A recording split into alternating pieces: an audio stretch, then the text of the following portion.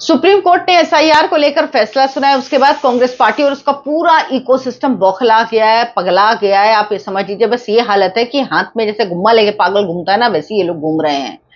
आज मैं उस फैसले से ज्यादा बात करूंगी उन लोगों की जिन्होंने इसको लेकर देश में अराजकता फैलाने की कोशिश की और वो मान रहे हैं कि भैया मोदी को वो नहीं हटा सकते हैं। भले ही केरल का चुनाव वो जीत जाएं, लेकिन उसके बावजूद भी कहेंगे कि नहीं, वोट चोरी हो रहा है। भले ही तमिलनाडु का चुनाव विजय जीत जाए, लेकिन फिर भी कहेंगे कि नहीं, वोट चोरी हो रहा है। भले ही कर्नाटक का चुनाव, जहां पूरी अभी कथा चल रही है, आप देख रहे होंगे कि डीके शिव कुमार को मुख्यमंत्री बनाया जाएगा, सिद्धरामैया ने इस्तीफा दे दिया है, वहां पे ये जीते हो, लेकिन फिर भी कहेंगे कि नहीं, मोदी वोट कर चोरी करके जीत रहे हैं। यानी जहां ये जीत रहे हैं वहां सब ठीक है, वरना वोट चोरी करके जीत रहे हैं। ये लोग क्या कह रहे हैं, कितनी खतरनाक बातें करें। सुप्रीम कोर्ट का बहिष्कार किया जाए, चुनाव आयोग का बहिष्कार किया जाए, सुप्रीम कोर्ट पे लोगों का भरोसा नहीं रहा है। सोचिए, ऐसी बातें कर रहे हैं ये लोग। दरअसल कौन है? आंदोलन जीवी हैं, परजीवी हैं, जो कानून, सरकार और संस्थाओं का विरोध सिर्फ इसलिए करते हैं क्योंकि वो उनके पक्ष में नहीं बोलते। पहले जो कांग्रेस के समय में इनका इकोसिस्टम काम करता था, इनको फायदा मिलता था, वो मिलना बंद हो गया है। इसीलिए इनका दर्द बाहर आ रहा है। राहुल गांधी क्या कह रहे हैं कि मैं जेनजी को पक्का बताऊंगा कि नरेंद्र मोदी वोट चोरी करके जीता है। वो तो जिस तरह से बोलते हैं ना, उसका तो मैं क्या ही बोलूं। नमस्कार, बहुत बहुत स्वागत है आपका। आप देखना शुरू कर चुके हैं भारत आपके साथ। मैं हूं डॉक्टर अर्चना सिंह। आपसे गुजारिश है, मेरे चैनल को सब्सक्राइब जरूर कीजिए। आपके एक सब्सक्रिप्शन से हमें बहुत मदद मिलती है। तो राहुल गांधी जी फिर से एक बार सामने आए, कह रहे हैं कि मैं जेनजी को पक्के तौर पर बताऊंगा कि नरेंद्र मोदी चुनाव वोट चोरी करके जीता है। राहुल जी, केरल में आप गए थे ना, जब आपके वीडी सतीशन मुख्यमंत्री बने, जब मुस्लिम लीग की सरकार बनी, तब वोट चोरी नहीं दिखा आपको? तमिलनाडु गए थे ना, विजय के साथ बगल में बैठे थे, 5 सीट, मात्र मात्र 5 विधायक जीते आपके, और आपके अकड़ ऐसे दिखा रहे थे जैसे लग रहा था, पता नहीं, वैसे तो आप पता नहीं क्या ही कर रहे थे वहां पे, कि ऐसा लग रहा था जैसे लग रहा था कि बहुत बड़ी आपकी सहयोगी पार्टी है। तो आप ये बताइए, वहां वोट चोरी नहीं हुआ था? तब नहीं लगा आपको वोट चोरी, अब आपको वोट चोरी लग रहा है। योगेंद्र यादव क्या कह रहा है, जो कि मुंह बिचका बिचका के बोलता है। योगेंद्र यादव जो आम आदमी पार्टी का ये वो था, फाउंडर मेंबर में था, और अरविंद केजरीवाल ने लतिया के पार्टी से निकाला था इसको। ये फेल्ड सेफोलॉजिस्ट, फेल्ड पॉलिटिशियन, चुनाव लड़ा, जीत नहीं पाया। सेफोलॉजी में जहां का बताता है, हरियाणा का बता रहा था, जीत रहे हैं, बुरी तरह हारा। मतलब, और इस मामले में पिटिशनर है ये आदमी। ये सिर्फ एनजीओ के लिए काम करता है, और इसका असली नाम सलीम है, योगेंद्र यादव इसका नाम नहीं है। ये इसका बस चले तो ये मतलब मोदी के खिलाफ सिर्फ इसलिए प्रॉब्लम है क्योंकि देश अच्छा कर रहा है और इसका इकोसिस्टम काम नहीं कर पा रहा है। केजरीवाल ने सही लतियाया था इस आदमी को, मुंह बिचका बिचका के बोलेगा। और क्या कह रहा है, मेरे हिसाब से तो इस आदमी को अपना देश बना लेना चाहिए। वहां अपना सुप्रीम कोर्ट, अपना चुनाव आयोग, अपना चीफ जस्टिस खुद ही बन जाए, सब खुद मुख्यमंत्री बन जाए राज्यों का, खुद ही सब कर ले, खुद ही फैसला कर ले, क्योंकि तभी ये खुश रहेगा। इसके खिलाफ आया तो कहेगा कि कोर्ट का ही बहिष्कार कर दो। क्या कह रहा है, खबर यह नहीं कि सर्वोच्च न्यायालय ने चुनाव आयोग के एसआईआर को संवैधानिक बता दिया। खबर यह है कि इस देश में भाजपा तय करेगी कि कौन वोट कर सकता है और कौन नहीं। मतलब एसआईआर होने के बाद भाजपा तय करेगी। भाजपा ने केरल में तय किया था, भाजपा ने तेलंगाना में तय किया था, भाजपा ने तमिलनाडु में तय किया था, भाजपा ने हिमाचल प्रदेश में तय किया था। आगे कह रहा है, खबर यह है कि इस देश के संविधान को बचाने का जो शायद अंतिम स्तंभ था, उसके कुछ हिस्से आज टूटकर गिर गए। किसको बोल रहा है? सुप्रीम कोर्ट को बोल रहा है। भाई, आप सुप्रीम कोर्ट के फैसले से इत्तेफाक रख सकते हो, नहीं रख सकते हो, आपको पसंद आ सकता, नहीं आ सकता। मैं हमेशा कहती हूँ, सुप्रीम कोर्ट ऐसा नहीं कि कोई होली का हुआ है।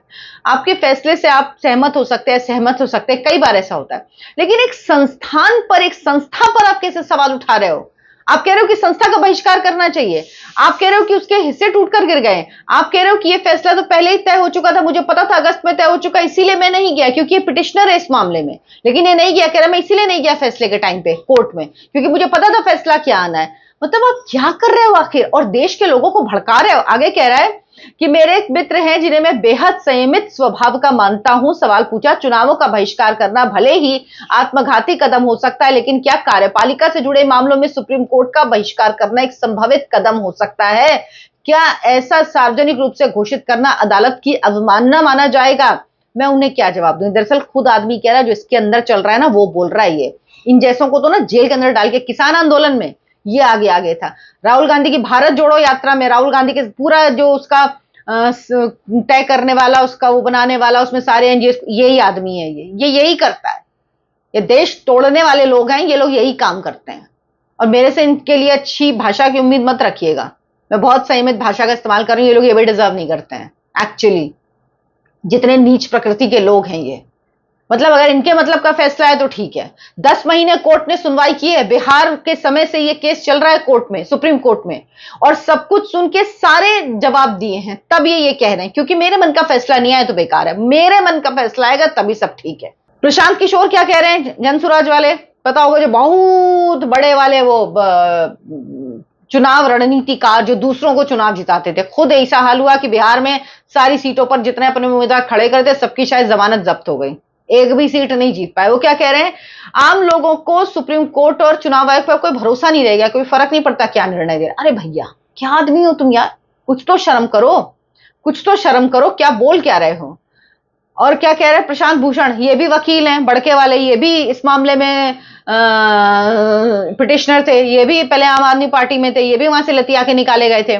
सुप्रीम कोर्ट में एसआईआर के फैसले में इलेक्शन कमीशन को खुली छूट दे दी, वो जिसका नाम चाहे लिस्ट में डाले, वोटर लिस्ट में जिसका चाहे निकाल दे। ये बहुत दुर्भाग्यपूर्ण है क्योंकि इलेक्शन कमीशन भाजपा का एजेंट बन गया है, वो हमारे लोकतंत्र के लिए बहुत बड़ा खतरा है। अब आप सोचिए, इलेक्शन कमीशन कांग्रेस के जमाने में जब एक इलेक्शन आयुक्त हुआ करता था, उसके बाद जब 3 उनको रोकने के लिए करे गए कांग्रेस के जमाने में ही, और तब अकेले प्रधानमंत्री लिख के नाम दे देता था, सेलेक्ट हो जाते थे। सोनिया गांधी जो प्रधानमंत्री नहीं थी, सरकार तो वही चलाती थी 2004 से 2014 तक, वो लिख के दे देती थी, वो बन जाता था। नवीन चावला का नाम तो याद ही होगा। सारे किस्से कहानी है, कभी आपको सुनाऊंगी अलग अलग वीडियो बना के इनके, कि इनके राज्य में क्या होता था, जजों के साथ क्या होता था, कोर्ट के साथ क्या होता था, और चुनाव आयोग के साथ क्या होता था। ये बड़ा बड़ा ज्ञान दे रहे हैं कांग्रेस के टाइम पे क्या होता था। सुप्रीम कोर्ट ने अपने फैसला सुनाया जिसमें लगभग हर उस बात को सही ठहरा दिया जिसका चुनाव आयोग एसआईआर में पक्ष ले रहा था। भैया वो संवैधानिक संस्था है, जो उसको कहा गया है, जो उसको कानून है, अधिनियम है, उसके अंतर ही, एक्ट के अंतर ही, पब्लिक रिप्रेजेंटेशन एक्ट के अंतर्गत जो है वो उसी के अनुसार काम करता है। उसके लिए वही गीता है, उसके लिए वही बाइबल है, उसके लिए वही फॉलो करता है वो, तो वो उस हिसाब से करेगा ही। और वो सब चीजें सही थी, उसके बाहर जाके काम ही नहीं किया, तभी तो अदालत कह रही कि जो कुछ किया वो सही किया। चुनाव आयोग को मनमाने तरीके से एसआईआर कराने की लगभग छूट दे दी। अब ये फैसला तब आया जब बिहार, पश्चिम बंगाल, तमिलनाडु में चुनाव कई महीने पहले हो चुके। एसआईआर के आधार पर कई राज्यों में महीनों पहले चुनाव कराए जा चुके। पूरी प्रक्रिया एक तरह से पक्षपाती चुनाव आयोग द्वारा संचालित की गई, जिसमें 10% से अधिक मतदाताओं का नाम एक बेहद अपारदर्शी प्रक्रिया के जरिए हटा दिए गए। मतलब ये चाहते हैं जो घुसपैठिए हैं, जो देश में आ गए हैं, जो डेमोग्राफी चेंज कर रहे हैं, जो देश की सुरक्षा के लिए खतरे हैं, उनको सबको वोट देने का अधिकार दे दिया जाए। और अब महुआ मोइत्रा जिनकी सरकार अभी भी गई, इनका दर्द तो आप समझ ही सकते हैं। बिहार एसआईआर पर सुप्रीम कोर्ट का फैसला चुनाव आयोग की अतार्किक, जल्दबाजी भरी और बेहद भेदभावपूर्ण प्रक्रियाओं पर मुहर लगाने जैसा है।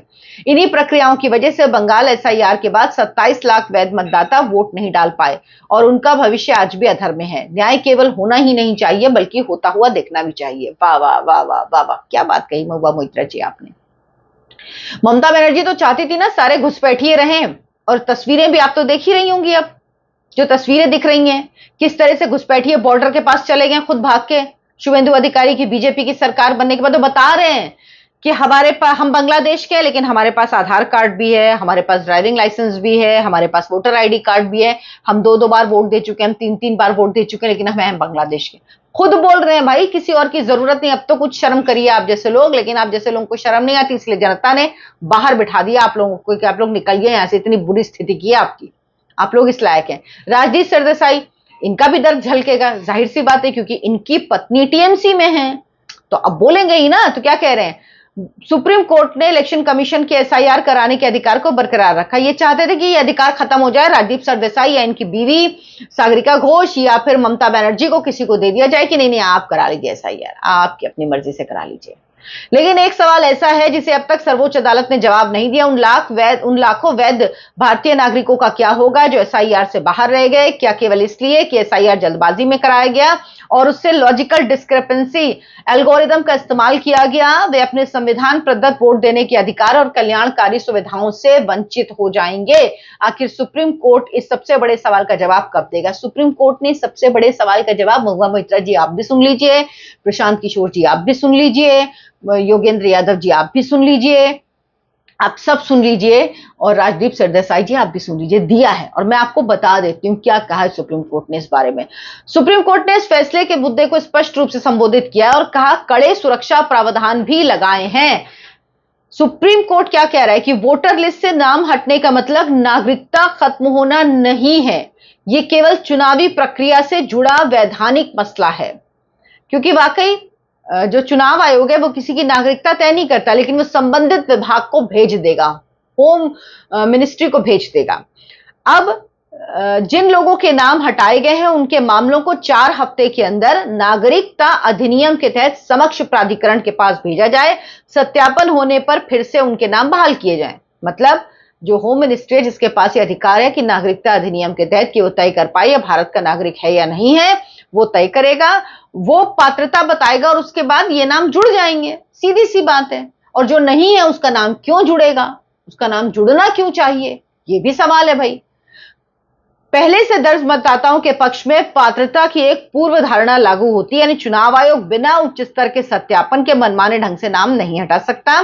एसआईआर प्रक्रिया में नोटिस, सुनवाई, आपत्ति दर्ज कराने और कानूनी अपील के पर्याप्त अवसर मौजूद है। यानी 4 स्टेप्स में है ये। एक तो नोटिस दिया जाएगा, फिर आपकी सुनवाई होगी, फिर आप आपत्ति अगर कुछ है तो आप वो दर्ज करवा सकते हैं, उसके बाद कानूनी अपील भी आप कर सकते हैं। लेकिन इन लोगों के लिए क्या है, इन लोगों के लिए फैसला पढ़ना जरूरी नहीं है। अगर फैसला पढ़ लेंगे और सच बताएंगे तो फिर नैरेटिव कैसे चलाएंगे, इसीलिए ये लोग फैसला नहीं पढ़ते हैं, सिर्फ कूद के आ जाते हैं। अब इनके और जो खैर ख्वाह वो क्या कह रहे हैं, ये हमारे लोकतंत्र के लिए बेहद खतरनाक संकेत है क्योंकि चुनाव आयोग पूरी तरह पक्षपाती हो चुका है। ये न्यायपालिका खासकर सुप्रीम कोर्ट के लिए काला दिन है। मेरे मुताबिक फैसला खराब है। बताइए सुप्रीम कोर्ट ने क्या किया। 10 महीने तक इस पूरे मामले की सुनवाई हुई और सुप्रीम कोर्ट का कहना है कि उसमें 5 सवाल आए और ये अगर ये लोग सुप्रीम कोर्ट का फैसला पढ़ लेते ना, इनको सारे जवाब मिल जाते। क्या चुनाव आयोग के पास एसआईआर कराने की शक्ति है, तो कह रहा है हाँ, चुनाव आयोग के पास संवैधानिक अधिकार है।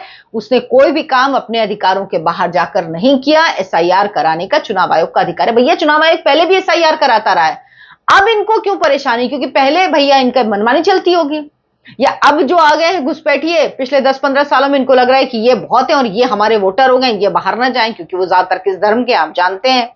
दूसरा सवाल, क्या इसका कोई वैध उद्देश्य है और क्या इसके लिए अपनाए गए उपाय सटीक हैं। कोर्ट ने क्या कहा, एसआईआर की प्रक्रिया संतुलित और सही है, कोई मनमानी नहीं हुई है। वोटर लिस्ट को साफ रखना, सही रखना, यह चुनाव आयोग की जिम्मेदारी है ताकि निष्पक्ष चुनाव हो सके।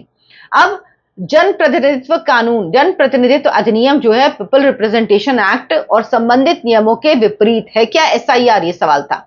एसआईआर कानूनी रूप से मान्य और उचित है, इसीलिए यह पीपल रिप्रेजेंटेशन एक्ट का उल्लंघन नहीं करता है।